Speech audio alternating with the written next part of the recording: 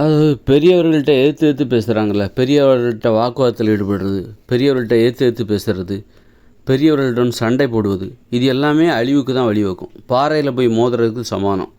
நம்ம தலையை கொண்டு ஒரு பாறையில் போய் மோதுனா, அதனால எதுக்கு நான் அந்த பாறையை உடைக்க முடியுமா? நம்ம மண்டை தான் உடையும். அதுபோல தான் பெரியவர்கள்னால் பாறைகள் போன்றவர்கள், மிக உறுதியானவர்கள். அப்போ சிறியவர்கள் என்ன பண்ணணும்? பெரியவர்கள்ட்ட வாக்குவாதத்தில் ஈடுபடக்கூடாது. அவங்க ஏதாச்சும் சொன்னால் எதிர்த்து பேசக்கூடாது. வாக்குவாதத்தில் ஈடுபடக்கூடாது, எதிர்த்து பேசக்கூடாது, சண்டையிடக்கூடாது. பெரியவர்களிடம் சண்டை போடக்கூடாது. எடுத்தெறிஞ்சு மரியாதை இல்லாமல் பேசக்கூடாது. பேசினா அது பாறையில் போய் நாம் போய் தலையை கொண்டு மோதுறதுக்கு சமானம். பெரியவர்களிடம் வாக்குவாதத்தில் ஈடுபடுவதும், அவர்களை எதிர்த்து பேசுவதும், பெரியவர்களிடம் சண்டை போடுவதும் ஒரு ஒரு கடுமையான பாறையில் போய் நம்ம தலையை போய் மோதுறதுக்கு சமானம். நம்ம மண்டை உடஞ்சி போயிடும், நம்ம அழிஞ்சே போயிடும். அதனால் பெரியவரிடம் பணிவாக நடந்துக்கணும். அப்போ எப்படி பெரியவரிடம் நடந்து கொள்வது, எப்படி பணிவாக நடந்து கொள்வது, எப்படி வாக்குவாதம் செய்யாமல் என்னால் எப்படி இருக்க முடியும்? இப்போ பெரியவர்கள்ட்டனால நான் அந்த மாதிரி தான் பேசுகிறேன். நான் பெரியவர்கள்னாலே எதிர்த்து பேசுகிறேன், சண்டை போடுறேன், ஏதாவது எதிர்த்து பேசிகிட்ருக்கேன். பெரியவர்களிடம் இருந்து நான் எப்போவுமே சண்டை போடுறேன். இதை நான் எப்படி மாற்றுறது அப்படின்னா, உங்கள் வீட்டில் பெரியவர்கள் இருப்பாங்க, அப்புறம் வேலை பார்க்குற இடத்துல பெரியவர்கள் இருப்பாங்க, உங்களோட மேலதிகாரி. வேலை பார்க்குற இடத்துல உங்களோட மேலதிகாரி தான் பெரியவர்கள். அவங்க உங்களோட வயசு சின்னவங்களாக இருப்பாங்க, சின்னவங்களாக கூட இருப்பாங்க. ஆனால் உங்களோட மேலதிகாரி அனைவருமே பெரியவர்கள் தான் வேலை பார்க்குற. ஆனால் வீட்டில் உங்களோட வயசு அதிகமானவங்க தான் பெரும்பாலும் பெரியவர்களாக இருப்பார்கள். பெரியவர்களுக்கு பணிவிடை செய்ய கற்றுக்கோங்க. கற்றுக்கிட்டிங்கன்னா பெரியவர்களை எதிர்த்து பேசவே மாட்டீங்க, பெரியவர்களிடம் வாக்குவாதத்தில் ஈடுபடவே மாட்டீங்க, பெரியவர்களிடம் சண்டை போட மாட்டீங்க. உங்கள் வீட்டில் உங்கள் பெரியவங்க இருக்காங்க அப்படின்னா, உங்கள் வீட்டில் உங்கள் அப்பா அம்மா இருக்காங்க, தாத்தா இருக்காங்க அப்படின்னா, அவங்க அண்ணன் இருக்கார் அல்லது அக்கா இருக்காங்க அப்படின்னா, உங்கள் சித்தப்பா இப்படி உறவினர்களில் பெரியவர்கள் இருக்கும். அவங்க சொல்கிற வேலைகளை செய்யுங்க. சின்ன சின்ன வேலைகளை செய்யுங்க. கஷ்டமான வேலைகள்லாம் செய்யணுங்கிற அவசியம் இல்லை. உதவி தான் செய்யணும். பெரியவர்களுக்கு நம்ம உதவி தான் செய்யணும். உதவிங்கிறது என்ன தெரியுமா? கொஞ்ச நேரத்தில் செஞ்சு முடிக்கக்கூடியது தான் உதவி. நிறைய நேரம் பெரியவர்களுக்கு உதவிங்கிற பேரில் ரொம்ப நேரம் கஷ்டப்பட்டு அவங்களுக்கு உதவி பண்ணிங்கன்னா அது வேலைக்கு ஊதியம் கொடுக்கப்பட வேண்டும்.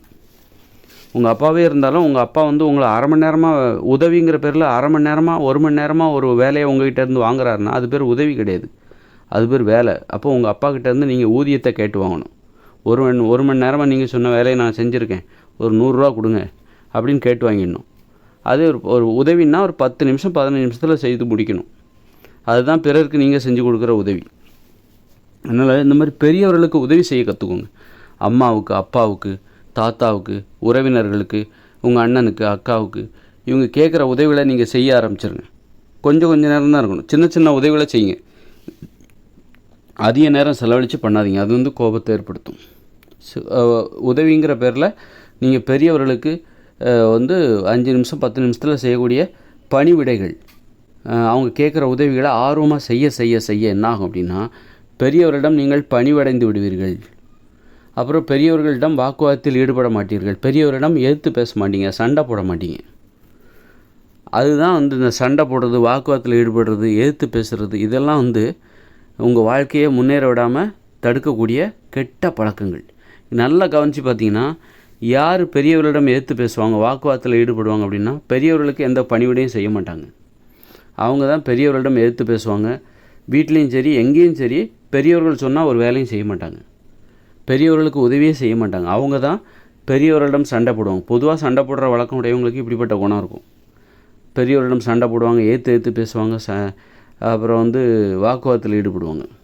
அவங்ககிட்ட பணிவு இல்லைன்னு அர்த்தம். அதனால் பெரியவர்களுக்கு நம்ம பணிவிடை செய்ய கற்றுக்கணும். கற்றுக்க என்ன ஆகும் அப்படின்னா, நமக்குள்ள பெரியவர்கள் மீது நமக்கு ஒரு கோபம் இருக்கும், நம்மக்கிட்ட ஒரு பணிவு இல்லை, அதுதான் அந்த கோபம். அதனால தான் நம்ம வாக்குவாதத்தில் ஈடுபடுறோம். அவங்களெல்லாம் பெரிய ஆள் கிடையாது, நான் தான் பெரிய ஆள் அப்படிங்கிற எண்ணம் இருக்க போய் தான் அவங்க எது சொன்னாலும் அதுக்கு பதில் கருத்து எதிர்த்து பேசுகிறது, வாக்குவாதத்தில் ஈடுபடுறது, அப்புறம் அவங்களோட சண்டை போடுறது, இந்த பழக்கத்துக்கு காரணமாக இருக்குது. அதனால் பெரியவர்களுக்கு அவங்க கேட்குற சின்ன சின்ன உதவிகளை ஆர்வத்தோடு செய்வீங்க. அது உங்களுக்காக தான் செய்கிறீங்க, அவங்களுக்காக செய்யலை. ஏன்னா அதை செய்ய உங்களுக்கு பணிவு அதிகரிச்சுக்கிட்டே போகும். அப்போ நீங்கள் வாக்குவாதத்தில் ஈடுபட மாட்டீங்க, அவங்கக்கிட்ட பணிஞ்சிருவீங்க, ஒத்துப்பீங்க. நீங்கள் தான் பெரிய ஆள் அப்படின்னு நீங்கள் ஒத்துப்பீங்க. ஒத்துக்கிறதுனால அது எப்படி ஒத்துக்கிறீங்க? அவங்களுக்கு கேட்குற உதவிகளெல்லாம் செய்யும்போது தான் நீங்கள் சரணடைகிறீங்க. ஒத்துக்கிறேன், என்னை விட நீங்கள் தான் பெரிய ஆள் அப்படின்னு நான் ஒத்துக்கிறேன், நீங்கள் சொல்கிறத நான் செய்கிறேன் அப்படின்னு சொல்லிட்டு பணிஞ்சு போய் அப்போ தான் இந்த பெரியவரிடம் வாக்குவாதத்தில் ஈடுபடுவது, எதிர்த்து பேசுகிறது, சண்டை போடுறது, இந்த வழக்கம் உங்களிடமிருந்து மறைந்து போகும். இது ஒரு ஃபார்முலா தான். இதை பண்ணால் இது நடக்கும். நீங்கள் சும்மா பணிவாக பேசுங்கிறதுக்காக பெரியவர்களுக்கு எந்த உதவியும் செய்யாமல் அவங்ககிட்ட வாக்குவாதத்தில் ஈடுபடக்கூடாது, எதிர்த்து பேசக்கூடாது, சண்டை போடக்கூடாதுன்னு நினச்சிங்கன்னா அது ஒரு நாளும் உங்களுக்கு அந்த நிலைமை கைகூடாது. அப்போ பெரியவர்களுக்கு பணிவிட செஞ்சால் மட்டும்தான் பெரியவர்களை எதிர்த்து பேச மாட்டீங்க, வாக்குவாதத்தில் ஈடுபட மாட்டீங்க, பெரியவர்களோடு சண்டை போட மாட்டீங்க. அப்போ பெரியவர்களுக்கு பணிவிட செய்ய செய்ய கடைசியில் பெரியவர்களுக்கும் உங்களுக்கும் இடையே ஒரு உறவு முறை ஏற்பட்டுவிடும். பெரியவர்களிடம் எப்படி பேச வேண்டும் என்பதை கற்றுக்கொள்வீர்கள். பெரியவரிடம் சண்டை போடாமல் எப்படி பழகுவது, எப்படி பணிவாக நடந்து கொள்வது என்பதை அப்போ பெரியவர்கள் உங்களுக்கு ஆசீர்வாதம் கிடைக்கும். பெரியவர்களின் ஆசீர்வாதம் கிடைக்கும். பெரியவர்கள் உங்களுடைய முன்னேற்றத்திற்கான தேவையான உதவிகளை அவங்க செய்வாங்க. பெரியவர்களின் உதவி இல்லாமல் நீங்கள் வாழ்க்கையில் முன்னேறவே முடியாது. பெரியவர்களின் உதவி இல்லாமல் நான் முன்னேறி காட்டுகிறேன் அப்படின்னு யாராலையுமே நீங்கள் முன்னேறிவிடவே முடியாது. ஒரு வேலை பார்க்குற இடத்துலையும் சரி, உங்கள் வீட்லேயும் சரி, உறவுமுறையிலும் சரி, பெரியவர்களின் உதவி இல்லாமல் நீங்கள் முன்னேறவே முடியாது. அப்படி இருக்கும்போது அதற்கு தடையாக அப்போது நீங்கள் பெரியவர்களை எதிர்த்து பேசுகிறீங்க, வாக்குவாதத்தில் ஈடுபடுறீங்க, சண்டை போடுறீங்க அப்படின்னா உங்களுடைய முன்னேற்றத்துக்கு நீங்களே தடையாக இருக்கீங்க. அப்போ நீங்கள் முன்னேறிடவே மாட்டீங்க. அப்போ அதுக்கு நீங்கள் என்ன பண்ணணும் அப்படின்னா பெரியவர்களுக்கு உதவி செய்ய கற்றுக்கோங்க. சின்ன சின்ன உதவிகளை செய்ய கற்றுக்கோங்க. கற்றுக்க அதை விடாப்படியாக கற்றுக்க என்னாகும் அப்படின்னா பணிவடைஞ்சிருவீங்க. அப்புறம் ஒரு உறவு முறை ஏற்பட்டுவிடும். அவர்களுக்கும் பெரியவர்களுக்கும் உங்கள் மீது ஒரு நம்பிக்கை ஏற்படும், ஒரு பாசம் ஏற்படும். பெரியவர்களின் ஆசீர்வாதம் உங்களுக்கு கிடைக்கும். உங்கள் வாழ்க்கையில் முன்னேற்றம் ஏற்படும். பெரியவர்களின் ஆசீர்வாதம் இல்லாமல் பெரியவர்களிடம் நீங்கள் பணிவடையாமல் வாழ்க்கையில் முன்னேறவே முடியாது.